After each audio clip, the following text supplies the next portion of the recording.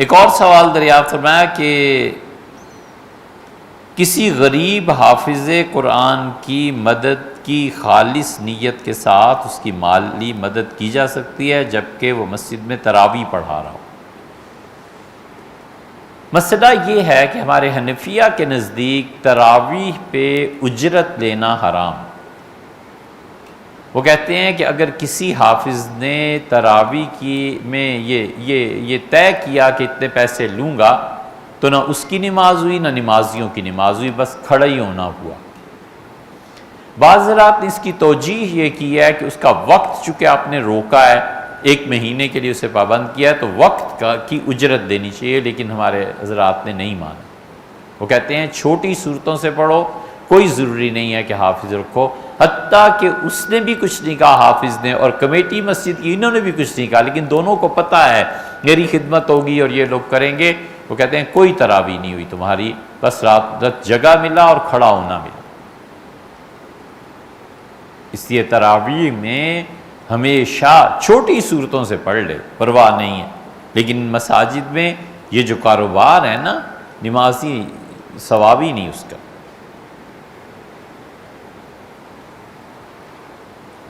اب آ گیا آپ کا مسئلہ، اصل مسئلہ یہ ہے کہ نماز پڑھی، پتہ ہے حافظ صاحب غریب ہیں اور حافظ کو توقع بھی نہیں ہے کچھ بھی، اور چپکے سے اس کی مدد کر دی، نہ وہ آپ کو جانتا ہے نہ آپ اسے جانتے ہیں، بالکل ٹھیک ہے، کر دیجئے۔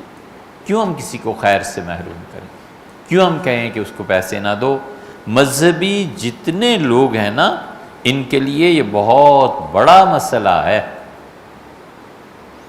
کہ اسباب اور وسائل میسر نہیں۔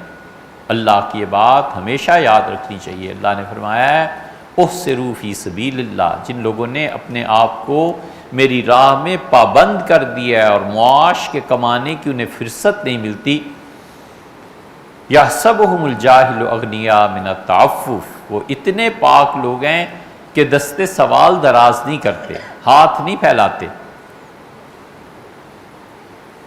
اور ان کے حالات سے ناواقف آدمی یہ سمجھتا ہے کہ تو بہت مالدار ہیں۔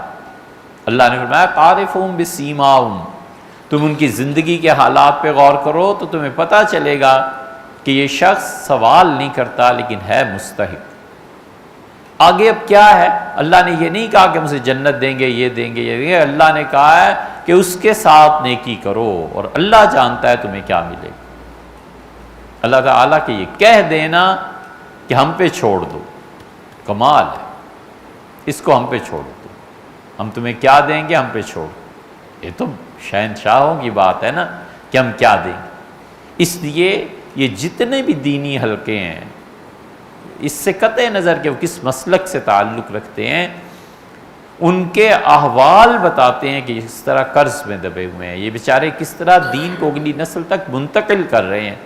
ضرور مدد کرنی چاہیے، عمرے سے بہتر ہے کسی آدمی کی مدد کرے جو عمروں کا شوق ہوا ہے نا، ابھی سمت کو جسے دیکھو عمرہ، جسے دیکھو عمرے کی لت لگ گئی ہے، یہ پیسے اللہ کے کسی بندے کو دے دو یار، اس کی بچیاں ہیں گھر بیٹھی ہوئی ہیں، حافظ ہے، اس کا بیٹا ہے، نہیں پڑھ سکتے۔ اتنے ٹیلنٹڈ بچے میڈیکل کالج میں آتے ہیں، انجینئرنگ یونیورسٹی میں آتے ہیں، ٹاپ کے بچے، کون دے 10 لاکھ روپے فیس اور 8 لاکھ روپے؟ نتیجہ یہ کہ اس بچے کے دل پہ جو گزرتی ہے نا، اور باپ کے ہوئے وہی جان سکتا ہے جس نے اپنے بچے کو محنت سے پڑھایا اور آگے پیسے نہ۔ عمرے پہ جانے کی بجائے یہ 5 لاکھ اسے دے دے کہ اپنے بیٹے کو داخل کرائیں، پڑھائیں، معاشرے میں ایک اچھا فرد بنے گا، معاشرے میں ایک اچھا ایجوکیٹڈ پرسن آ جائے گا۔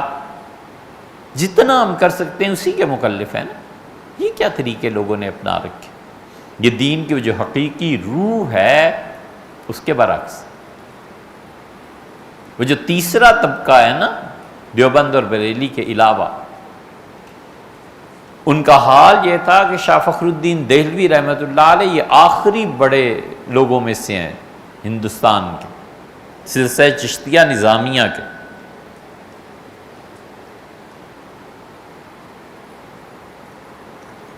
شاہ سلیمان تونسوی رحمۃ اللہ علیہ کو ان سے خلافت ملی تھی، اور اسی طرح سیال شریف والوں کی خلافت بھی حضرت سے ہی تھی، پھر سیال سے گولڑا کی گدی، انہیں خلافت ملی تھی۔ حضرت فخر الدین دہلوی رحمۃ اللہ علیہ نے حج کا ارادہ فرمایا، فخر الدین دہلوی رحمۃ اللہ علیہ کے بہت مرید اور بڑا وسیع سلسلہ، بہادر شاہ ظفر مرید تھی۔ لطیفہ یاد آیا، سناؤں کہ نہ سناؤں؟ وقت کیا ہو گیا ہے؟ چلو ابھی وقت ہے۔ ایک آدمی آیا، اس نے ایک تھیلی پیش کی، تو حضرت نے رکھ لی، کمرے میں گئے تو ایک کونے میں ڈال دی، پوٹلی پڑی ہوئی تھی۔ تو ایک پٹھان آ گئے اور پٹھانوں نے حضرت کے جسم مبارک کو دبانا شروع کیا۔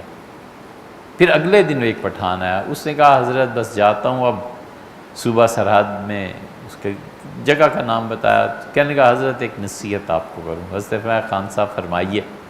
اس کا حضرت پٹھانوں کو کبھی بیعت نہ کرے، کہ سینکڑوں پٹھان بیعت، وہ کیوں؟